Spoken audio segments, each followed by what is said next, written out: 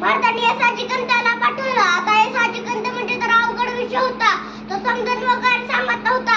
आता हे साजिकंत गेले रांजगावच्या हात पाय गटा घातला पद्धतीने आणलं उचलून दरबारात केलं हजर. महाराजांची पडली नजर, महाराजांनी माळाला दिसला जो हात स्त्रीच्या अंगावर पडला तो हात कापून टाका.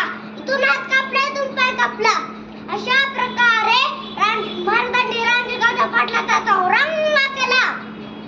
महाराजांनी त्यांच्या आयुष्यात वस्तू वापरल्या आणि माणसं जपली.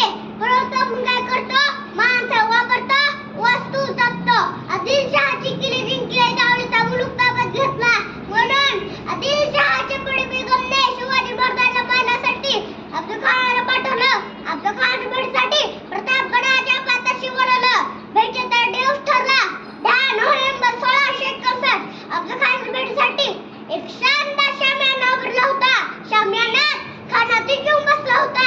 महाराज आले, अफजलखान उठून उभा राहिला आणि म्हणता कसा, आओ शिवाजी आओ हमारे गले लग जाओ. महाराजांनी आलिंगन दिलं. अफजलखान त्याच्या डाव्या खुशीत महाराजांची मान पकडली आणि पाठीवर कटारीचा वार केला. महाराजांनी धोका ओळखला. आपल्या वाघनाचे कळत असलेल्या पोटात खान काढून खुदकली. अफजलखान ओरडायला लागला, दगा दगा दगा. महाराजांनी त्यांच्या वाघनाकडे पोट टरा पोट फाडलं. अफजलखानाच्या पोटातून बदा रक्त गळालं.